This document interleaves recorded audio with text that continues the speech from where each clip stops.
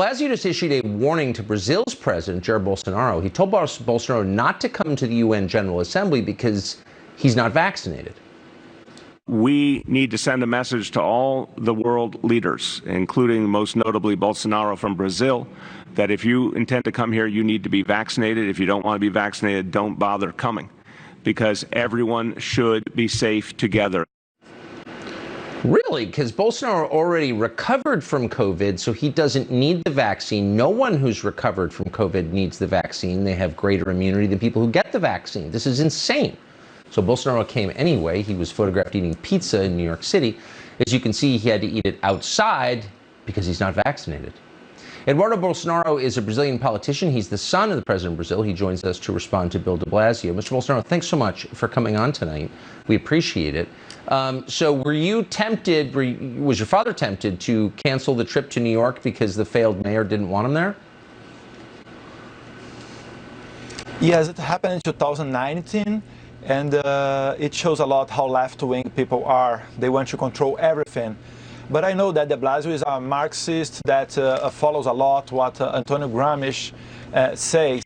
And for them, everything is about politics and ideology. So he'll never be polite with us. And to be really, I don't care that much about what he thinks. I don't waste my time listening to him. It's interesting. I love hearing the foreign perspective because sometimes people who don't live here see things with a greater clarity because they're not as caught up in the details. The first thing you said was de Blasio is a Marxist. That's obvious to you. Sure, yes. Because this thing that when you think that you know what is better for the other people than the other people's opinion, it shows a lot about who you are. It's very strange, Tucker, that you as founding fathers, you gave a big example for the whole world when you make your Constitution and the First Amendment. Because you said there that everybody, all human beings have the right of the life and the liberty. And yes. Nowadays, looks like some politicians, they forgot about that. They just don't care about that. They will control everybody's life. And in a point that even the Taliban can talk, true things about free speech to the big techs. So this is a crazy world. US is an example when you talk about liberty and democracy. So we are scared with what is going on in US. Oh, it's so sad to hear that. Do you think that when politicians in this country become totalitarian, when they strip the rights from the people they represent, that leaders around the world watch this and follow the example?